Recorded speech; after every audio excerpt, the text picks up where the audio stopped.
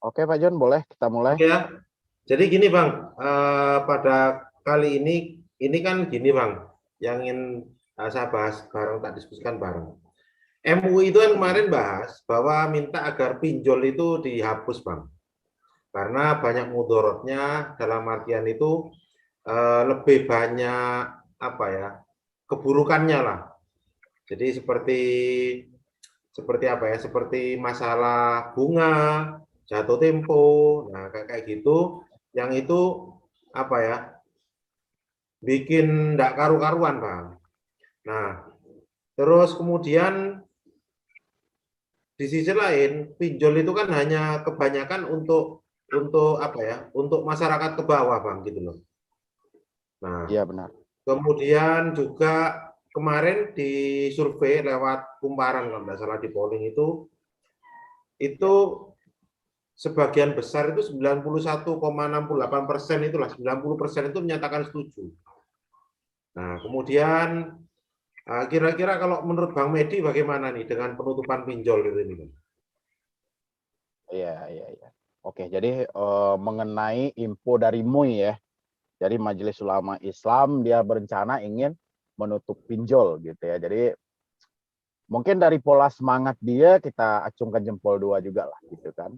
Karena dia mungkin memperhatikan dari segi mungkin keluhan masyarakat, aduan masyarakat terhadap dampak beratnya risiko pinjol gitu ya. Tapi yang menjadi mengganjal bagi saya apakah ini mungkin gitu.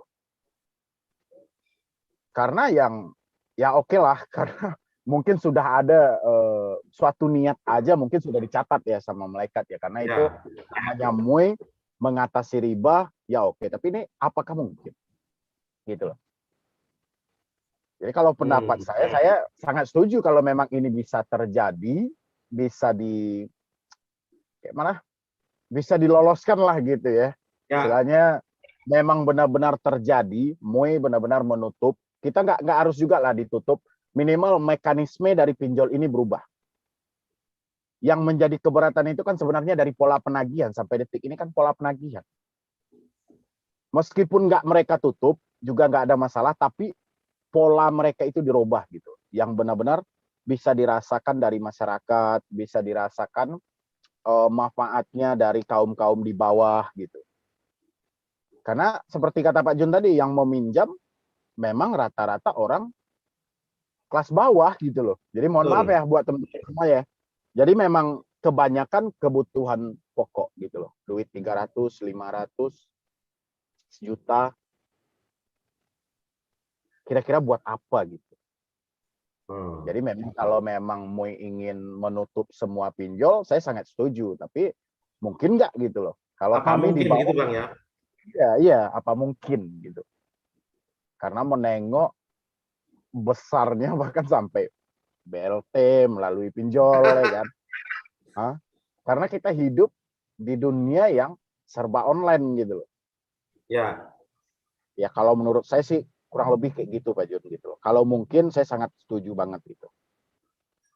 bahkan kalau kita merujuk ya, sudah banyak yang minta agar pinjol itu bermasalah gitu ya.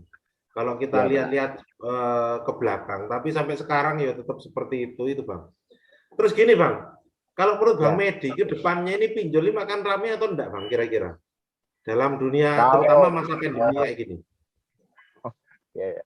Kalau pinjol, kalau menurut saya, kalau OJK asalan ini kembali lagi karena OJK kiblatnya ya dari seluruh perbankan.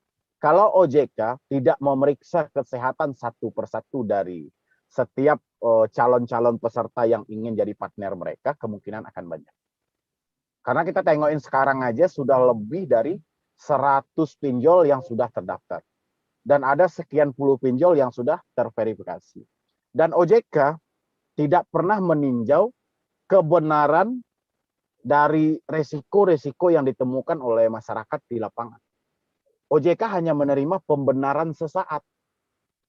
Pembenaran itu mungkin settingan dari pemilik pinjolnya bahwa oh ini bermanfaat Pak, ini sangat membantu Pak, ini. Tapi OJK tidak meninjau ke bawahnya, benar membantu atau tidak gitu loh. Tapi kalau syarat untuk mendaftarkan diri ke OJK semudah ini, kemungkinan akan banyak. kemungkinan.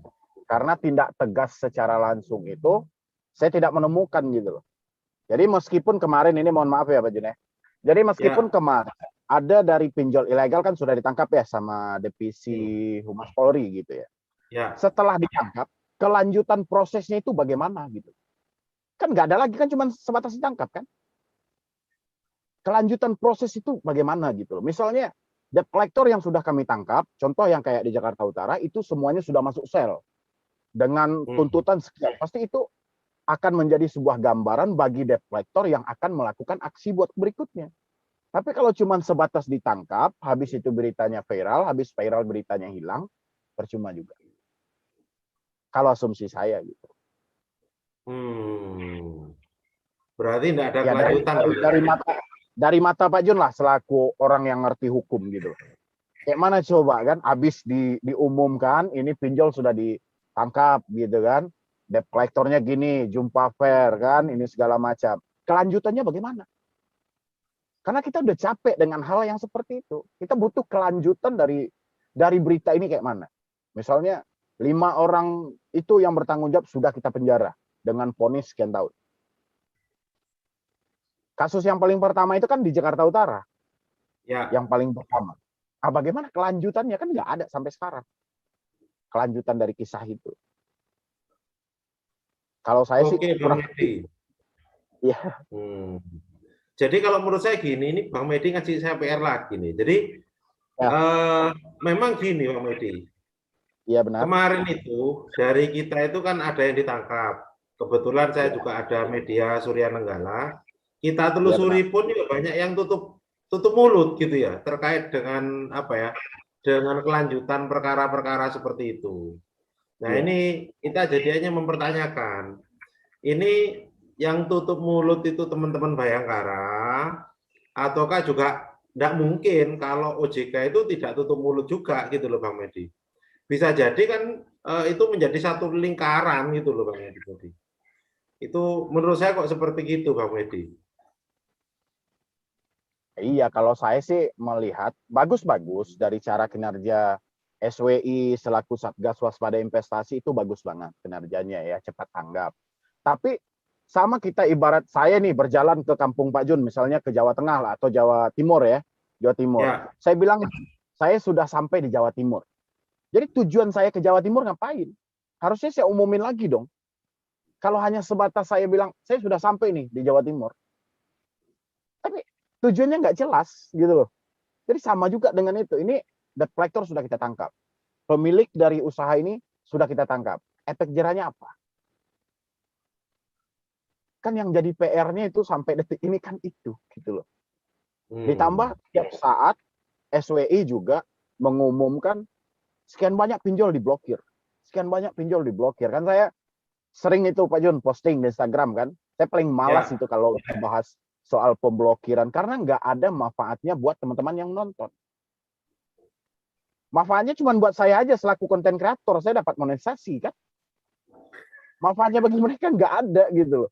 Kalau mereka palingan juga diteror lagi gitu. Makanya saya nggak mau review lah kalau soal misalnya ada pinjol diblokir, nggak mau lah. Karena untung ruginya nggak ada. Tetap juga diteror. Jadi saya itu berharap itu dari AFPI, OJK, Kominfo ini lebih gesit lagi, itu benar-benar memberi efek jera gitu loh. Bukan hanya sebatas ditangkap, habis itu diumumkan, habis itu hilang gitu loh. Habis itu bungkam. Nggak bisa kayak gitu. Terus gini Bang Medi, kalau nggak salah kita live terakhir itu ya, itu terkait dengan yang diajukan ke mana? Ke pengadilan. Kemarin saya menemukan 2 perkara Bang Medi. Jadi kemarin itu ada Kredivo, itu yang kemarin sampai gugat debitur, itu sampai ke PN. Kemarin seperti itu, ada 2 kasus Bang Medi. Nah, ini memang gugatannya itu gugatan sederhana. Jadi gugatan sederhana itu kalau toh mau apa ya, kan harus diputus dalam waktu 30 hari itu ya. Nah, kendalanya itu gini Bang Medi. Orang-orang itu dengan adanya gugatan sederhana pun itu jadi lebih takut sekarang Bang Medi. Nah, Oh jadi gitu. dapat panggilan dari pengadilan, gugatan sederhana, padahal tidak ada unsur paksa. Jadi gugatan sederhana itu hanya apa ya? Kalau orang Jawa itu hanya kalau macan itu tapi tidak punya gigi gitu loh Bang Medi. Tetapi harimaunya aja udah menakutkan gitu loh. Sehingga orang-orang udah ketakutan dulu gitu Bang Medi. Padahal kemarin setelah saya telusuri juga putusannya Ya. sama, hanya membayar aja. Tetapi kalau toh tidak dibayar pun itu juga tidak punya apa ya, nggak ada barang yang mau bisa disita karena tidak ada jaminannya juga. Nah ini kalau menurut Bang Medi bagaimana ini Bang? Oke. Kalau saya ini kan berhadapan dengan master hukum ya. Kalau master hukum saya memang kalau bagian hukum mungkin saya masih agak bingung gitu. Tapi kalau berpandang dari kacamata saya, ya memang sesuai saya dengan pendapat Pak Jun, apa mungkin gitu loh. Mereka habis-habisan ngeluaran biaya hanya untuk memproses seorang debitur dengan hutang dia taruhlah 5 juta gitu loh. Ya seperti yang kata Pak Jun tadi gitu loh. Jadi ya Ya, memang kekuatan hukum dia yang tetap nggak ada. Mungkin mereka mencoba ya, mungkin karena ada di belakangnya mungkin kantor hukum Nenggala mungkin ya, dia mau coba gitu kan. Hah? Ya udahlah kita coba lah karena ini kan masternya di YouTube kan gitu dia bilang. Ya udah kita coba minimal para debitur sudah bisa tahu kalau ini akan diproses ke ranah hukum. Ya. Padahal hukumnya memang iya, tapi isi dari hukumnya itu kan beda-beda. Ada yang 1 kilo, 1 on, 2 on, 3 on kan beda. Tapi hukumnya ya. sama. Kalau orang-orang yang baru gagal bayar pinjol, pasti dia beranggapan, wah ini diproses. Wah ternyata benaran diproses. Tambah Pak Jun ngomong barusan kan, diproses. Besok akan rame. Pak, saya juga gagal di Kredipo. Benar nggak diproses? Karena dia mandang, dia pukul rata semuanya gitu loh. Kalau dari saya sih kalau selemah itu Pak Jun bilang, ya kembali ke diri kita lagi. Ya kalau kita mampu, kenapa tidak gitu loh. Ya kalau tidak mampu ya mereka ya terserah. Kalau masih ada opsi hukum lain ya lanjutkan lah. Ya, Itu aja, lebih dipersimpel aja gitu loh. Karena saya perhatikan juga makin ke sini orang-orang yang telat bayar pinjol, mau gagal bayar pinjol, mau kayak mana itu lebih bermain dengan asumsi mereka yang salah, ditambah mereka itu banyak mendapatkan solusi-solusi entah dari mana kita juga tidak tahu, dan akhirnya mereka memaksa kita untuk menjawab dari pertanyaan mereka itu. Padahal hasilnya semuanya simpel aja. Kan saya bilang ini tuh, kalau ada uang, yaudah bayar aja. Kalau nggak ada uang, yaudah abaikan. Terus lagi, kapan dia mau datang ke rumah? Emang saya mencatat kinerja debt collector, saya nggak tahu kapan mereka mau datang ke rumah. Saya selalu jawab kayak gitu Pak Jun. Mungkin Pak Jun pun juga dibanjiri dengan pertanyaan itu. Sampai berapa lama sih Bang debt collector mau datang ke rumah? Saya nggak catat. Kinerja itu saya nggak catat. Hari ini itu aja, Anda mampu atau tidak? Kalau mampu, ya udah selesaikan aja lah. Kalau nggak mampu, ya udah abaikan. Pokoknya pertanyaan beruntun, beruntun, beruntun. Itulah selalu. ya memang kebanyakan pertanyaannya seperti itu sih Bang Medi. Hanya saja mungkin kalau saya ada admin hampir seluruh Indonesia, jadi kita terdata yang misalkan ada update, oh hari ini DC ini datang gitu ya. Tetapi itu pun Ya, tidak bisa menghapuskan apa ya ketakutan masyarakat Bang Medi. Jadi contoh kayak kemarin itu ya di Aceh gitu, takut juga kalau ada DC datang. Saya sampaikan ya nggak ada lah DC naik pesawat ke Aceh lagi seperti itu. Terus ini Bang Medi ada yang tanya, saya guru honorer, ini dikasihan Bang Medi.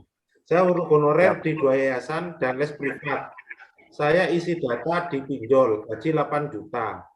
Karena total seluruh gaji saya, apakah bisa diproses hukum? Nah, itu bagian Pak Tunaiku Jun tuh. sudah 7 hari. Kenapa? Bagian Pak Jun itu. Kalau Tunaiku apa sudah bisa 7 hari. oh, Ya saya jawab Pak Agus Sudrajat, tidak bisa Pak. Mau diapakan, diproses hukum seperti apa? Jadi nggak bisa. Saran saya tadi seperti bagaimana Bang Medi, Ya lebih baik nggak usah dibayar aja. Jadi kalau saya sama Bang Medi itu prinsipnya sama. Nggak usah dibayar kalau kita nggak punya uang. Bahkan kalau saya pribadi, punya uang pun tetap nggak usah dibayar kalau saya loh ya. Itu seperti itu. Terus Pak, misal kita udah lunas lalu pinjol udah diblokir di Play Store, lalu mereka ganti nama. Lalu kita mendownload lagi dan mengajukan lagi. Kira-kira data lama kita masih tersimpan atau enggak? Wah ini kayak mau minjol ini Bang Medi. Gimana Bang Medi? Iya, aku kalau orang sudah mencari aman, aku paling malas jawab itu. Ya. Yang kita atasin tuh orang yang benar-benar dia dasar ketidaktahuannya, habis itu dia terjebak. Tapi kalau sudah unsur disengaja, ya kalau bisa orang itu mendapat ganjarannya gitu kan. Karena niat dia aja udah salah gitu loh. Orang satu kali kena itu jerah kan, tapi ini satu kali kena mau nambah kan kayak mana coba kayak gitu. Wah. Jadi ini balik lagi nih Pak Jun dari si Agus Surajat tadi itu ya, saya baru baca ini. Apakah bisa diproses hukum pasal 378? Jadi ini sepantasnya sudah seharusnya Pak Jun jelaskan tentang pasal 378 dan 372. Ya. Karena kan itu selalu kekuatan dari DC itu tentang penipuan lah, penggelapan lah, gitu ya. Biar lebih didetailkan Pak Jun sebenarnya seperti apa sih delik itu gitu. Ya. Jadi gini, mungkin Pak, kalau 372 itu kan penggelapan. Biasanya Ya. 378 itu hampir sepaket antara 372, 378. Kalau kita dinyatakan menipu, kita tidak bisa dikatakan menipu karena barangnya ada, kontraktualnya ada, udah jelas. Subjeknya juga ada, gitu ya. Jadi contoh nih, kita beli barang tapi barangnya tidak ada, itu mungkin bisa dikatakan menipu. Kalau ini nggak bisa dikatakan menipu, gitu ya, 372. Kalau terkait dengan penggelapan, yang sering diancam orang kan gini, Anda bawa lari uang perusahaan saya, gitu ya. Nggak bisa, karena kita nggak kerja di perusahaan itu. Kecuali kita bekerja di perusahaan itu, gitu ya, kita bawa uangnya, nah itu bisa dikatakan penggelapan. Tapi kalau kita tidak bekerja di perusahaan sana, kita tidak bisa dikatakan penggelapan. Jadi unsur delik pidananya tidak terpenuhi. Itu dari segi hukum. Dari segi practically, jadi prakteknya, sampai sekarang, saya dan Bang Medi mungkin sudah ratusan, mungkin bahkan jutaan orang yang kita bantu. Gitu ya.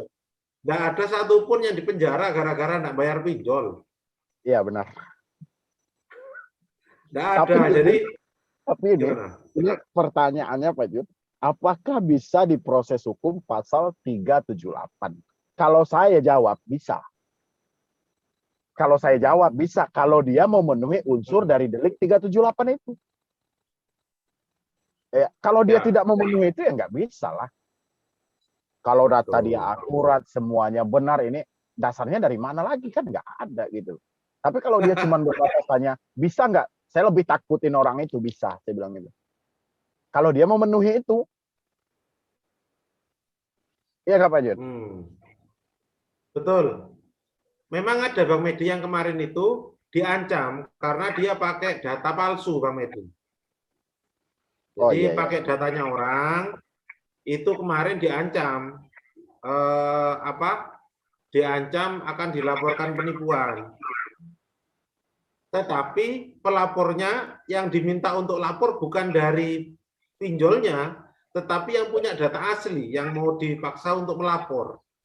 Nah, kalau seperti itu terpenuhi pasalnya.